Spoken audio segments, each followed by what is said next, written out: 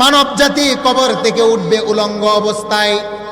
মানব জাতির দেহের মধ্যে কোনো কাপড় থাকবে না, তার পায়ের মধ্যে কোনো জুতা থাকবে না। খতনাবিহীন অবস্থায় মানুষগুলা কবর থেকে উঠবে। আম্মা জান আয়েশা বলেন, ইয়া রাসূলুল্লাহ, আর-রিজালু ওয়ান-নিসাউ জামিআ ইয়ানজুরু বা'যুহুম ইলা বা'য। ইয়া রাসূলুল্লাহ, হাসরের ময়দানে কোটি কোটি নারী পুরুষ একত্রিত হবে, আমার আল্লাহ উলঙ্গ করে উঠাবেন। বড়ই লজ্জার কথা, নারীরা কি পুরুষের দিকে তাকাবে না, পুরুষরা কি নারীর দিকে তাকাবে না? আল্লাহু আকবার।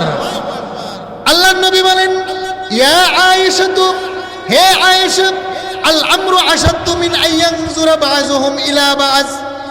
হে আয়েশা, এমন একটা পরিস্থিতি হবে হাসরের ময়দানে, কে নারী আর কে পুরুষ সে খেয়ালটুকু থাকবে না। মানুষগুলো পায়ের পাতা রাখার পরিমাণ জায়গা পাবে, তার বাহিরে কোনো জায়গা পাবে না।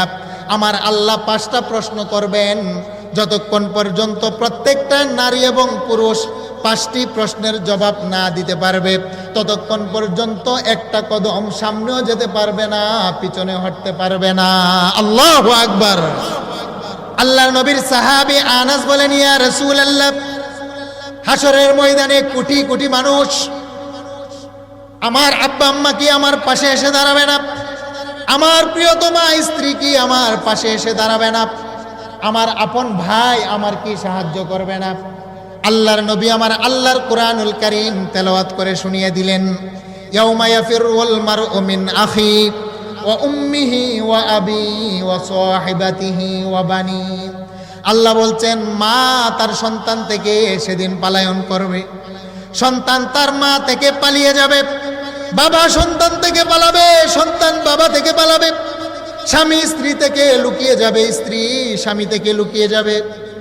লা ইয়াসআলু হামিমুন হামিমা ইউবাসসিরুনহুম। বন্ধু বন্ধু থেকে সেদিন পালিয়ে যাবে, একজন আরেকজনের কোনো উপকারে আসবে না। আল্লাহর নবীর সাহাবী বলেন, ইয়া রাসূলুল্লাহ, সেই কঠিন ময়দানে আমরা আপনাকে কোথায় তালাশ করব? আল্লাহর নবী বলেন, আনাস, উম্মত, আমাকে তোমরা 3টা জায়গার ভিতরে তালাশ করবে। আলাস সিরাত, 1 নাম্বার হলো ফুলসিরাতের কিনারায় আমাকে তালাশ করবে। আল্লাহু আকবার। সাইয়েদনা আনাস বলেন, ফা ইল্লাম আলকাকা আলাস সিরাত, ইয়া রাসূলুল্লাহ, ফুলসিরাতের কিনারায় গিয়ে যদি আপনার মুলাকাত না পাই আমরা কোথায় যাব? নবী বলেন, আনাস, আমাকে তোমরা মুলাকাত করবে, তালাশ পাবে আমাকে মিজানের কিনারায়। ইয়া রাসূলুল্লাহ, মিজানের কাছে গিয়ে যদি আপনার মুলাকাত না পাই কোথায় যাব? নবীজি বলেন, উম্মত, আমাকে তোমরা তালাশ করবে